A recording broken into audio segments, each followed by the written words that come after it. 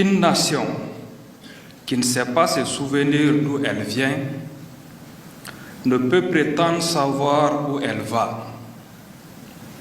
Sans orientation fixe, elle est donc à la merci des prédateurs, des manipulateurs et des profiteurs.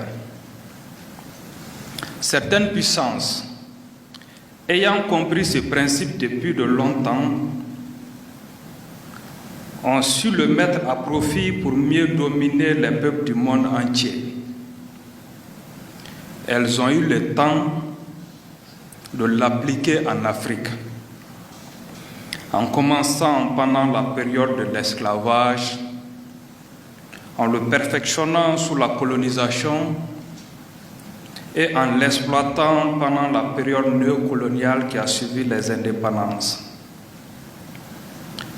Elles ont méthodiquement détruit les systèmes de valeurs des pays conquis, remodelé leur système éducatif et réécrit leur histoire, favorisant ainsi une véritable aliénation culturelle et identitaire, dont les effets continueront de se faire sentir pendant des générations. Nous, en voyant encore l'effet aujourd'hui en Afrique, avec une jeunesse partiellement déracinée et des dirigeants si complexés qu'ils se donnent pour mission de défendre les intérêts du colon au détriment de leurs propres frères. Heureusement, le Tout-Puissant Allah a offert à tous les humains une parcelle de jugement, d'intelligence, de dignité. Ainsi, chaque civilisation et chaque génération dispose en leur sein de personnalités aptes à la résistance, dont la lucidité et le courage leur donnent la faculté de mobiliser leur peuple, de les éclairer et d'entrouvrir pour eux la porte de la vérité et de l'honneur. Pour aider ces défenseurs de la justice dans leur tâche de réveil des consciences, ceux qui relèvent souvent du sacerdoce, Dieu les aide parfois, en poussant les dominants dans un excès d'arrogance qui finissent par exaspérer même leurs sujets les plus soumis. Ainsi, le message de libération devient plus clair, plus lisible, et le vent rafraîchissant de la dignité souffle plus fort sur les peuples opprimés. Nous, Maliens vivant dans cette période particulièrement tumultueuse, après avoir vécu les affres de l'humiliation pendant une quinzaine d'années, pouvons être fiers et heureux de contribuer à cette renaissance de la dignité et de l'honneur du Mali. L'histoire a décidé de retirer sa confiance aux usurpateurs et Dieu utilise le peuple malien qui a eu le mérite de se réveiller avant d'autres pour être à l'avant-garde de ce combat générationnel. Les propos lamentables d'un chef d'État français en pleine décomposition ne font qu'accélérer et amplifier le message des autorités du Mali et de l'AES. Excellence, Monsieur le Président de la Transition, chef de l'État, chef suprême des armées, nous devons nous rappeler que rien n'est définitivement acquis face à une telle adversité. Nous devons nous rappeler que la liberté, la dignité ne se donnent pas, elles s'arrachent et nous devons être prêts à en payer le prix. Nous devons nous rappeler que le déni de la valeur et de la bravoure de nos ancêtres, l'omission de leurs actes glorieux et l'oubli de leurs sacrifices nous entraîneront inexorablement vers un nouveau cycle d'esclavage et de domination. C'est pourquoi votre décision d'ériger à l'intention de notre génération et de toutes celles qui nous succéderont, un mémorial pour immortaliser les sacrifices des vaillants guerriers de l'histoire du Mali est une contribution vitale pour la sauvegarde de notre mémoire, de notre dignité, de notre conscience collective, de notre souveraineté et de notre honneur. C'est donc avec une profonde émotion que nous nous réunissons aujourd'hui pour matérialiser le lancement de la construction du mémorial dédié aux militaires tombés sur le champ d'honneur qui sera érigé à Kati, ville garnison qui a vu tant de soldats s'engager et mourir pour protéger notre liberté, notre souveraineté. Grâce à cet édifice qui deviendra emblématique et tiendra une place de choix dans le cycle des célébrations qui rythment la vie de la nation, plus aucun Malien n'ignorera l'héritage des vaillants guerriers qui ont fait de nous ce que nous sommes aujourd'hui. Ce moment solennel est un témoignage de notre reconnaissance envers ceux qui ont sacrifié leur vie pour défendre notre liberté, notre souveraineté et notre dignité.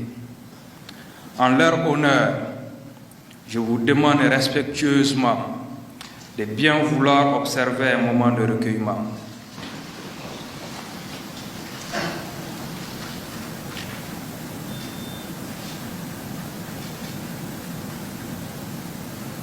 Je vous remercie.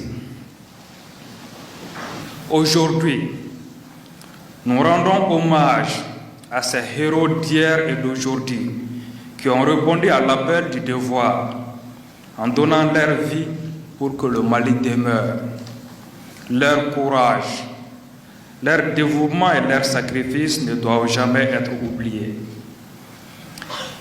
Les architectes et les ingénieurs du cabinet d'architecture Aldi et de la division études et suivi des travaux du génie militaire qui ont traduit en plan la vision du président de la transition sont mieux placés et plus doués pour en expliquer les contours et la symbolique de chaque élément.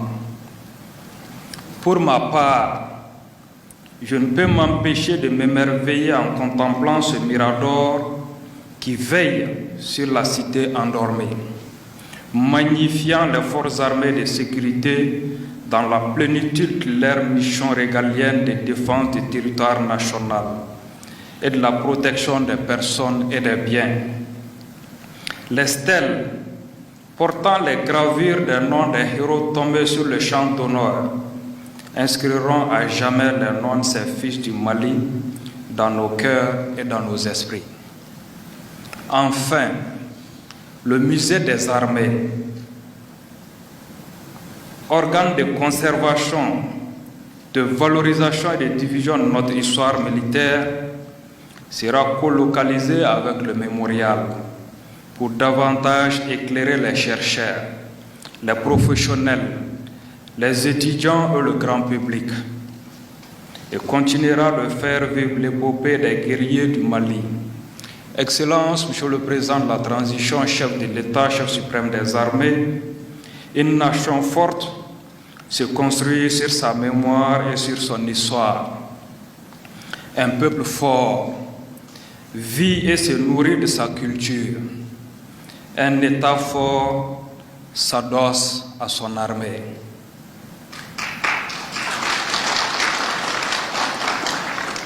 L'histoire, la culture, l'armée. En lançant ce vaste sentier d'aujourd'hui, nous ne pouvions trouver plus beau symbole pour faire la synthèse de ces trois éléments et pour lancer en beauté cette année 2025 que vous avez voulu année de la culture. Les liens entre l'armée malienne et le peuple dont elle est issue n'ont jamais été aussi forts, aussi fraternels, aussi fusionnels que depuis le début de la transition. Ce mémorial sera bientôt reconnu comme un haut lieu du passage culturel et touristique au Mali. Excellence, Monsieur le Président de la Transition, chef de l'État, chef suprême des armées, sous votre leadership, grâce aux efforts de transformation et de modernisation des FAMA lancés depuis quelques années, le Mali dispose déjà de plusieurs dizaines de milliers de soldats professionnels et aguerris.